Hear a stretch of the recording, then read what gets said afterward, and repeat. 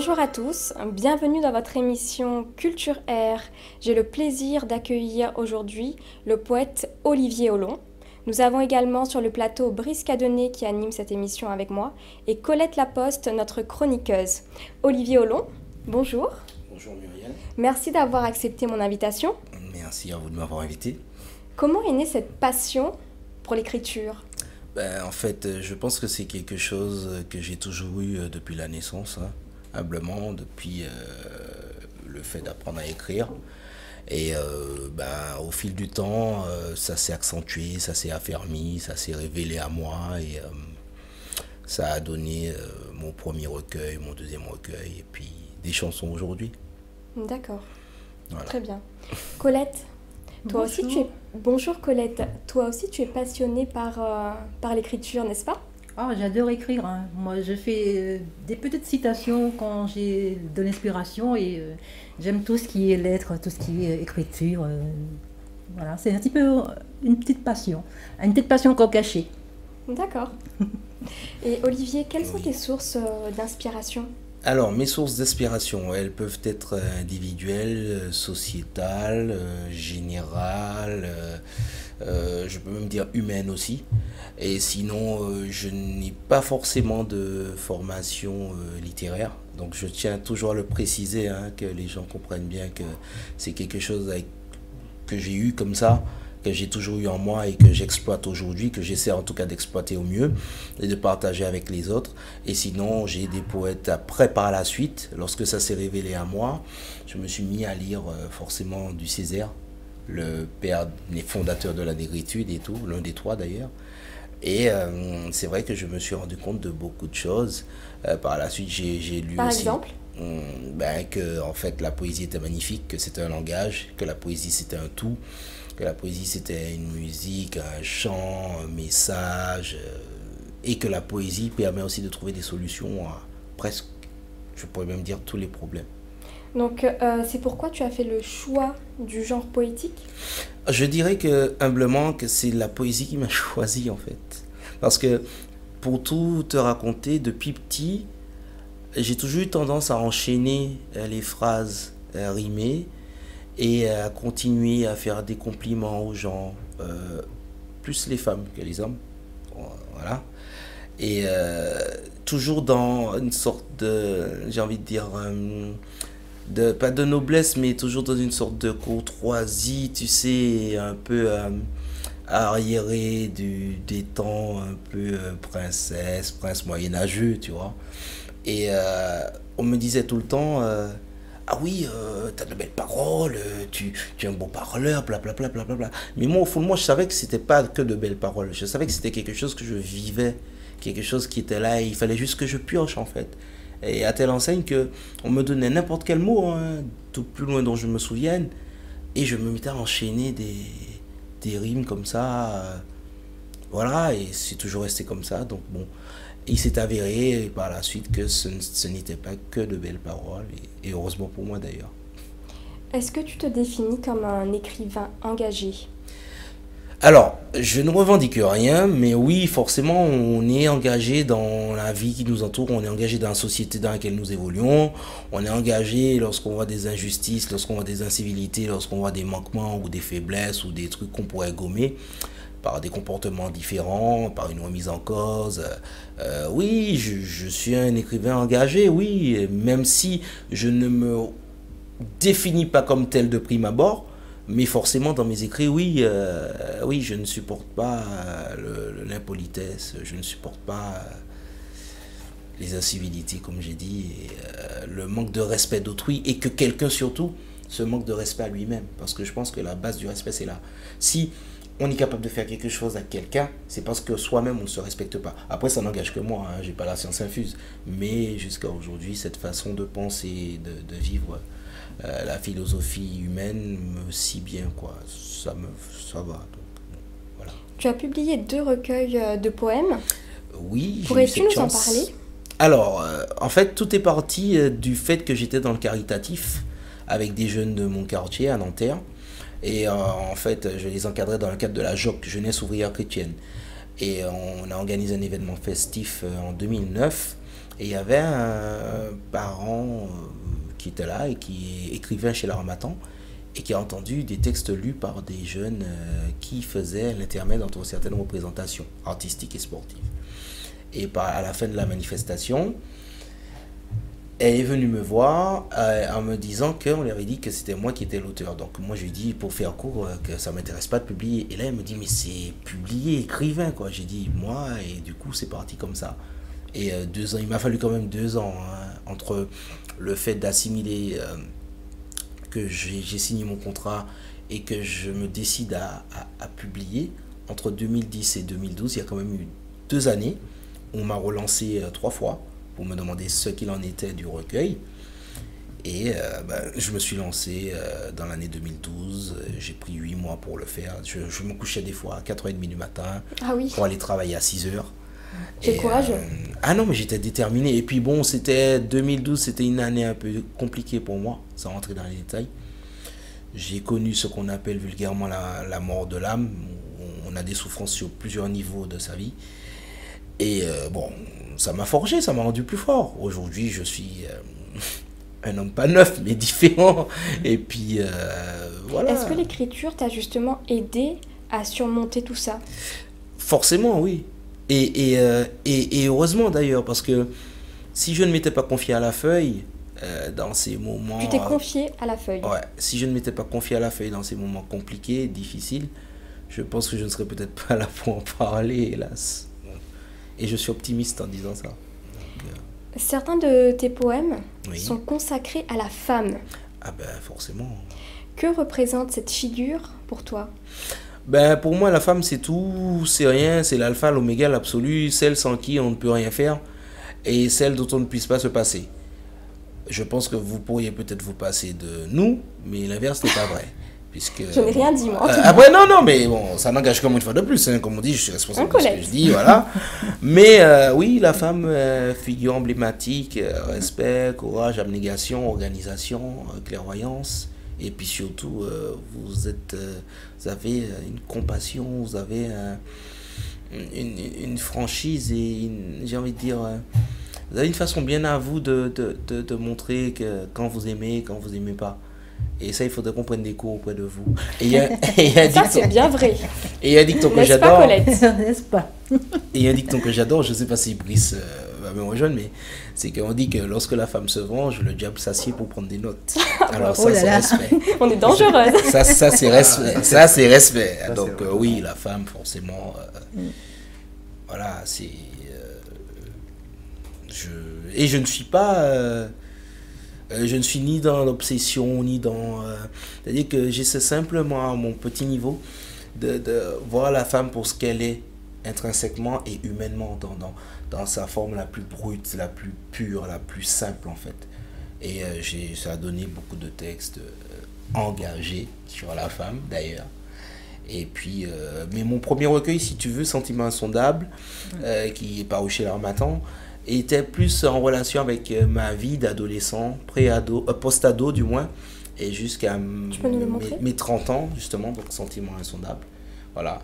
Et qui a eu justement, je le précise, on m'a dit qu'il faut que je le dise lorsque j'en parle, qui un mois après sa sortie a reçu un clin d'œil de TF1, dans l'émission de Michel Field, Au fil de la nuit, qui passe quand même à minuit et demi, 1h du matin, mais par Jessica Nelson, qui l'a présenté et qui m'a agréablement surpris en présentant mon recueil. Donc du coup, ça m'a mis un coup de fouet. Toutes mes félicitations en tout cas. Ben, merci à toi. Et quand j'ai vu mon livre, quand j'entends mon nom sur TF1, une émission qui brasse à peu près 600 000 personnes en moyenne, j'ai fait, ouais, il y a au moins 600 000 personnes en France qui ont entendu parler de moi, quoi. Donc, ça m'a mis un coup et ça m'a encouragé à continuer. Et, forcément, j'ai rencontré beaucoup de gens. La Donau, la pêche alors. Ah oui, mais une pêche maximum. Et ça a, si tu veux, attisé le feu qui était là et qui, des fois, j'avais peur de laisser s'exprimer, en fait. Et j'ai nourri beaucoup de complexes quand j'étais plus jeune.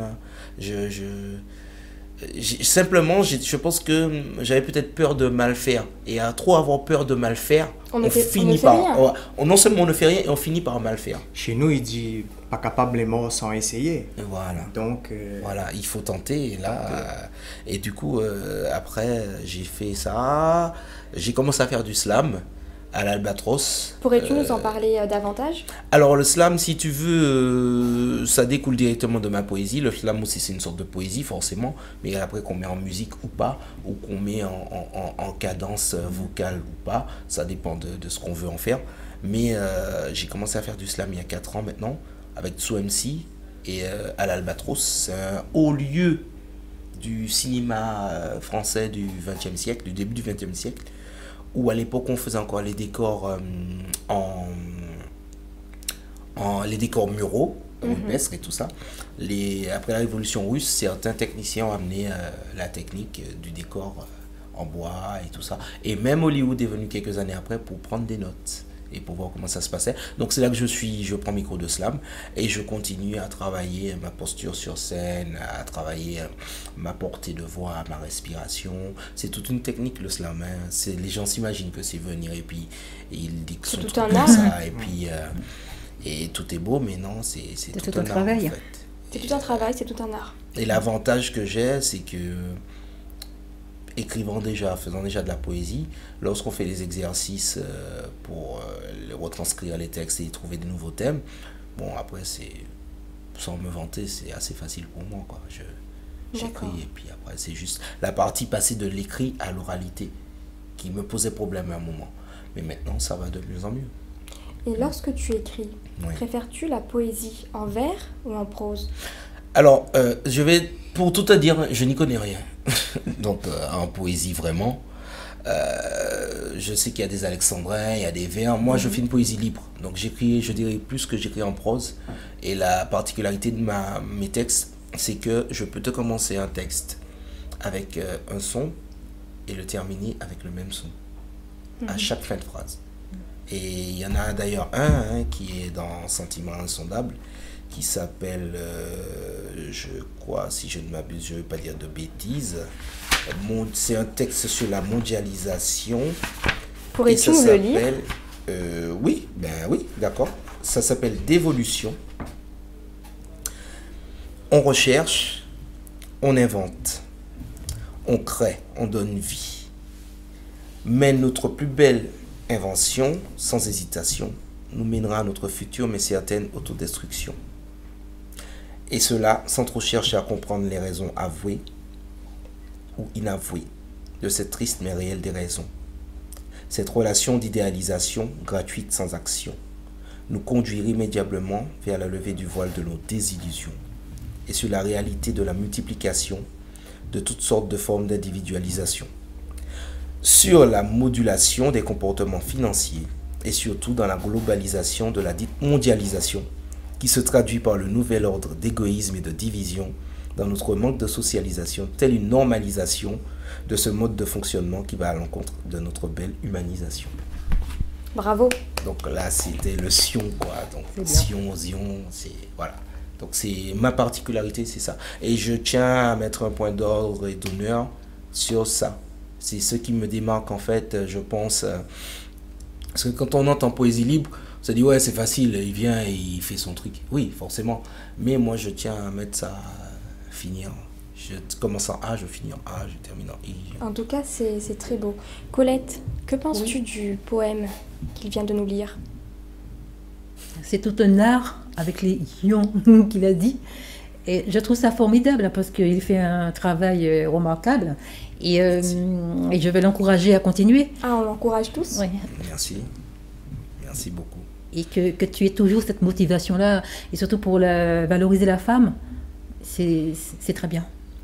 Mais j'ai écrit un texte dans Romance relative, qui est mon deuxième recueil. J'ai appelé ce texte, je crois, c'est déesse, il me semble. Et voilà, en fait, pour moi, la femme, vous êtes des déesses, quoi, des anges tombés du ciel. Nous sommes des déesses? Oui. En tout cas, c'est flatteur. Oui, non, mais après le truc qu'il y a, c'est façon à lui de valoriser son... Et je le dis, je suis en chair de poule, voilà. Moi, j'ai une perception assez simple hein, la vie en général, et surtout des femmes. Et c'est peut-être ça aussi le problème, quoi. Parce que quand on est trop simple, ben, il y a des gens qui préfèrent des choses compliquées, donc voilà, je sais pas. En tout cas, il faut toujours rester naturel et puis... Et quels sont tes auteurs et livres préférés? Alors, mes livres préférés, je ne vais pas dire les mangas parce que ça va pas faire sérieux. Ben oui, Tu peux, si tu veux. Les mangas, j'aime bien les mangas. Sinon, livre préféré, je lis beaucoup d'ésotérisme. Je lis beaucoup Pourquoi? Parce que je pense que la société, le monde dans lequel on vit est reconnu comme étant un monde à trois dimensions. Mais rien ne nous dit qu'il n'y en a pas plus. Rien ne nous dit qu'on ne sait rien de la vie en fait. Et je me pose beaucoup de questions. Donc si je te dis paranormal, qu'est-ce que tu me dis? Ça ne m'évoque rien d'incompréhensible ou d'effrayant. Je me dis juste que paranormal, c'est quelque chose qui n'est pas connu comme étant normal aux normes humaines. Mais c'est pas parce que c'est pas normal que c'est pas naturel. Et c'est ça la différence, je pense aussi. Même quand on porte un jugement ou on connote une situation par rapport à quelqu'un, par rapport à un fait, ce n'est pas parce qu'on n'a pas cette connaissance ou cette science de la chose que la chose n'existe pas.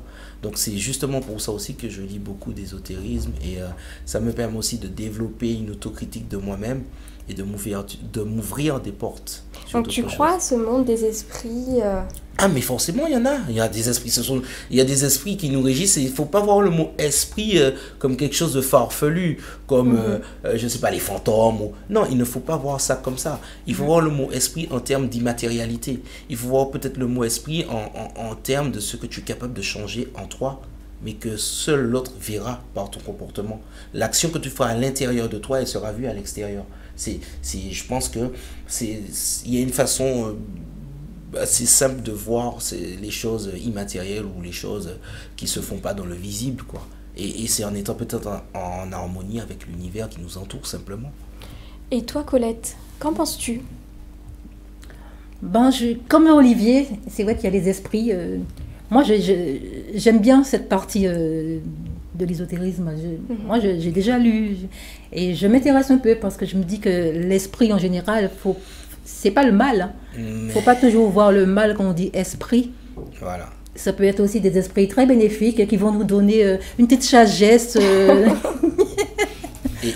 Apprendre un petit peu la vie autrement aussi et de se connaître un peu soi-même. Donc, toujours être guidé par un petit...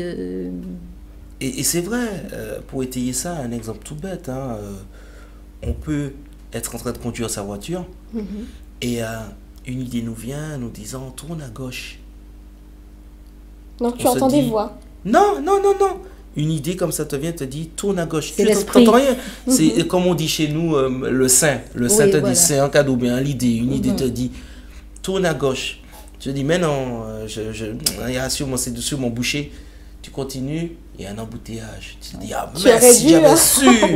Eh ben, c'est ça aussi, c'est tout ça. Où il y a des gens qui vont passer quelque part, la route elle est mouillée, ils vont passer à 120 dans un virage, ils n'auront rien, ils ne vont pas faire de tonneau. Un autre il passe à 80, route sèche, il fait des tonneaux, il meurt. Donc c'est cette petite pensée qui te sauve en quelque sorte? Pas qui me sauve, mais je pense que je vis avec et je sais que c'est là. Et je sais que c'est là, donc forcément... Voilà, non, moi, en fait, je suis quelqu'un de très ouvert, d'éclectique, je me revendique comme tel, et d'ouvert à tout. Après, je me réserve le droit de ce que j'accepte en ouverture. Oui. Mais bon, sur un plan littéraire, je lis de tout. Je lis aussi du fantastique, je lis à l'eau de rose, je lis de la romance, beaucoup de livres aussi d'histoires réelles, inspirés de faits réels.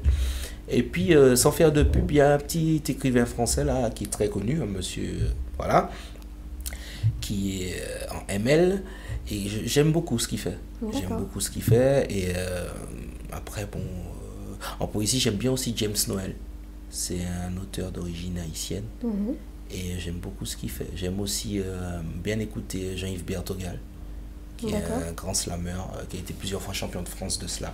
Tu connais Dany Laferrière? Oui, j'en ai entendu parler récemment, et il avait fait une très belle critique lors du salon du livre de Martinique sur mon bouquin. En le tenant et en le montrant, il avait dit que franchement il était agréablement surpris de voir qu'il y avait cette richesse littéraire dans le bassin caribéen, quoi. Et c'est sûr que le fait d'être martiniquais et d'avoir connu Aimé Césaire, mais vraiment, hein, comme je te parle là, d'avoir été chez lui. C'était ton ami? C'est son petit-fils qui est mon ami, que je D'accord. considère comme un petit frère, Christophe Coucou, si tu me regardes. Et ça met vraiment beaucoup de pression, quoi. Et parce qu'on me compare au travail, on m'appelle Ti-Aimé, alors que moi Ah oui, c'est ton surnom. Oui, Dans le champ littéraire francophone, la langue est l'un des enjeux majeurs. oui, Dans les œuvres d'expression française de l'écrivain réunionnais Axel Gauvin, oui, le créole est omniprésent. d'accord. Olivier, quelle est la place de la langue créole dans ton œuvre? Ben, elle est sur Comme Neuf, il faut juste l'acheter, en fait. Et c'est ma première chanson en créole et c'est mon premier texte en créole, pour répondre à ta question, en fait. Donc je m'y suis mis il y a quelques mois, en fait. D'accord, très bien. Ben, merci beaucoup, Olivier. Merci à toi. Nous allons à présent passer à la rubrique en créole. Donc, Brice, de quoi vas-tu nous parler aujourd'hui? Ben, bonjour à tous. Aujourd'hui, ça parle de tang. Est-ce que tu connais c'est quoi un tang? Un tang, Colette. Tang, c'est un poisson. Toi qui as un poisson. Un poisson? Tu as Non. vécu à La Non. Réunion, Colette, tu devrais savoir. Oui, mais un tang. Un tang.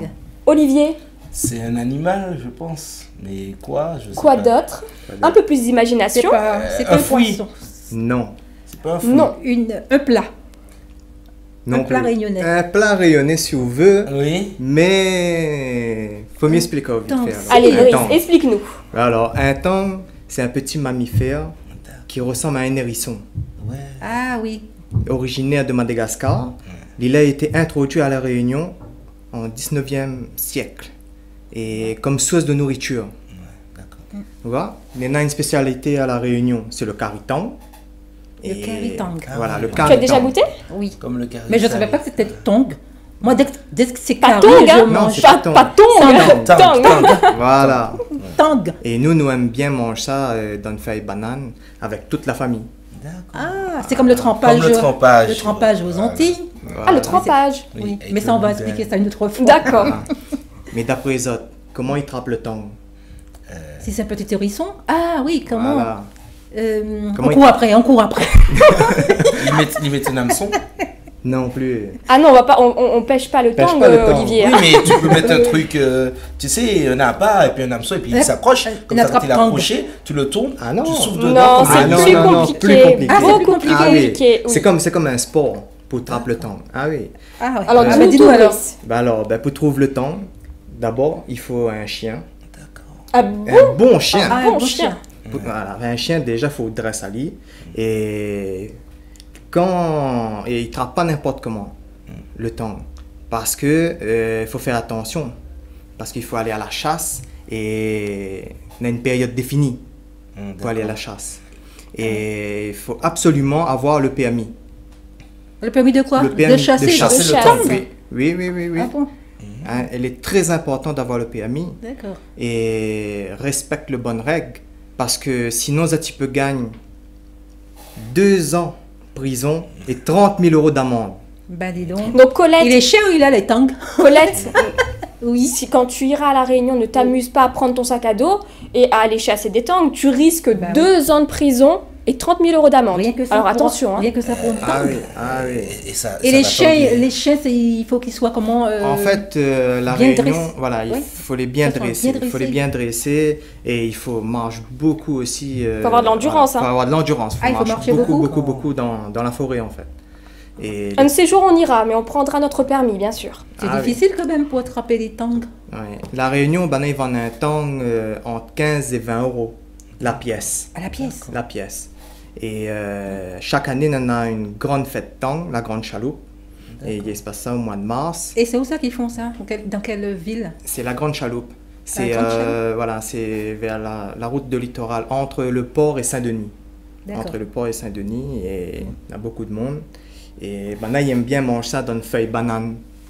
Et Ouais. En fait, il y a toutes sortes de caritang De à cette cari. occasion. voilà, dans cette occasion, on a beaucoup civet, D'accord. curry, massalé, le- on a Toutes sortes, tout- Le tang est à l'honneur. Voilà, Voilà. Et ben voilà. Donc aujourd'hui, j'espère que tu connais c'est quoi un tang. Oui, mais j'avais entendu, mais c'est que j'ai oublié. Mais Non, je savais pas trop qu'il fallait en plus aller pêcher comme ça. Enfin, Non, pas pêcher. attraper. On ne Chasser. pêche pas Chasser. le tangue, Chasser. on le chasse. Voilà, Voilà. pour la terminer, C'est bien. je voudrais faire un petit coucou à toutes mes bonnes camarades de Ichastang. Quentin, William, Petit Blanc, David Cerveau. Un petit pensée à mon papa que l'apprendre à moi Chastang. Ah Oui, et merci à Aldo Grosset pour la photo du Caritan. Et que bien sûr, elle a fait barre à nous. Et quand Donc- est-ce qu'on va goûter? Quand est-ce qu'on va goûter? Quand est-ce? Alors, moi, personnellement, je n'ai jamais mangé de curry tang. Tout simplement parce que personne ne m'a invité à manger ce curry. Donc, Ben, on va aller chasser le tangue là. on Bien va sûr. aller chasser, on va faire notre Bien curry. sûr. Ou alors, on se fait inviter éventuellement. Non, non, on va aller chasser. Hein. On va aller chasser Voilà. nous-mêmes, hein? Oui, oui. D'accord. Je vais faire une poésie sur le tangue. Ah, ça serait pas mal. Hein. Ouais, Donc, bah oui. faut tout, il commence par Tang et il finit par Tang. Mais je pense qu'à la réunion en fin d'année, on va chasser le tangue aussi. D'accord, il n'y a Voilà. pas de problème. Mais surtout, donc, faut nous continuer de manger notre Tang, mais aussi, faut nous respecter la faune et la flore locale. Très important. Ah oui, Très important. Le respect de la faune et de la flore locale. bien sûr. Voilà. Donc, Colette, le rendez-vous est pris, hein? On va à la réunion Bah, quand tu veux. Ah ben c'est bien, moi je suis déjà prête hein, pour aller chasser le tangue. Brice, tu nous apprendras un petit peu peut-être? Si, surtout à la Réunion, ben, il y a des amis, il en a déjà le chien, il est dressé, et quand, en tout cas, il faut m'y valide mon permis, m'y reprend tous les trucs, et nous ça va. Hein. Ah oui, très C'est un important petit le point. permis, hein. Attention. Hein. C'est sûr. À chaque année, on a quand même plus de 100 000 temps Tangue, hein. que les récolter dans la forêt, quoi. Ah ouais, Ouais, 100 000. Quand même. Voilà. Alors attention, tu as dit que le tang ressemble à un petit hérisson. hérisson. On vous a pas dit d'aller chasser les hérissons dans les forêts, hein. Et Non, comment on fait non, pour c'est reconnaître pas la même parce chose. que c'est Parce que c'est... Non, mais... Il y a les petits piquants aussi quand même. Voilà, c'est le même... C'est vraiment très ressemblant, Ça Colette. ressemble vraiment à gros l'hérisson, mais non, il est moins gros que le hérisson. Est-ce qu'on fait quand on fait la chasse, est-ce qu'on doit respecter les dimensions des tangues? Oui, surtout Oui. pas prendre les petits. Pas prendre les petits. Les petits, et- on les remet dans le voilà, terrier. dans le terrier. Parce que D'accord. les petits, ça sert à rien, on mange pas ça. Et surtout, même les mamans, quand on prend les petits, la maman, voilà quoi. Même la maman, qu'on a beaucoup de petits avec, il faut pas prendre la maman. Parce que, Bah oui, parce que ce seront des parce que des sinon, petits non, orphelins. non, C'est ça. ils crèvent. Ils crèvent. Ah non. Ah ouais. Ouais, ils Et c'est de quelle Carrément. grandeur à peu près? Ben, Ça en dépend, fait, hein. ça dépend. Et Comme ça. un tang, la grosseur comme ça. Et une maman, il fait quand même 15 petits par saison. Hein. Ah. Et Donc il c'est va ça, pas, c'est ça, il va il pas en faut- manquer des tangues alors. Donc, Non, mais on on a le temps. ne mange pas les hérissons, hein. Si tu vois un hérisson, tu le laisses partir. Oui. Mais ça, Faut le laisser, hein. C'est vraiment un carré déception, ça, chez nous. Hein. Ça, franchement, on a ça avec le carré C'est comme si chic. c'est sacré là. Voilà, C'est sacré, on ne touche pas à notre Tout le caritan. monde y aime bien aller manger ça dans le fond de la rivière, avec toute la famille. Que ce soit convivial, quoi. Voilà. Ah, c'est Bon, bah, très bien, merci beaucoup Brice. Quel sera ton mot de la fin, Olivier? Ben, mon mot de la fin, ce sera que la vie est une poésie et que la poésie vive la vie. D'accord, très bien. Voilà. Un petit mot pour tes fans réunionnais? Alors, ben, j'espère que j'en ai et que je vais bientôt venir vous faire un coucou pour vous présenter tout ce que je fais. Bientôt, en fin d'année? En fin d'année, ce sera plus en D'accord. fin d'année. Au mois de décembre, on m'a dit qu'il fait 40 degrés là-bas à ce moment-là, donc c'est l'été, donc c'est super. Et je pense, sans trop m'avancer, qu'il y aura peut-être une production supplémentaire. Voilà. D'accord, surprise Donc, ça alors. donc ça sera, la réunion sera le début d'une nouvelle tournée promotionnelle d'une de mes œuvres. En fait. D'accord. Bah, très bien, Olivier. Merci beaucoup d'être venu. Merci à toi. également à Colette, notre C'est chroniqueuse, avec plaisir. et à puis, Brice Cadonnet. Merci à vous de nous au avoir revoir tout le suivis. monde. À bientôt. À bientôt. À bientôt.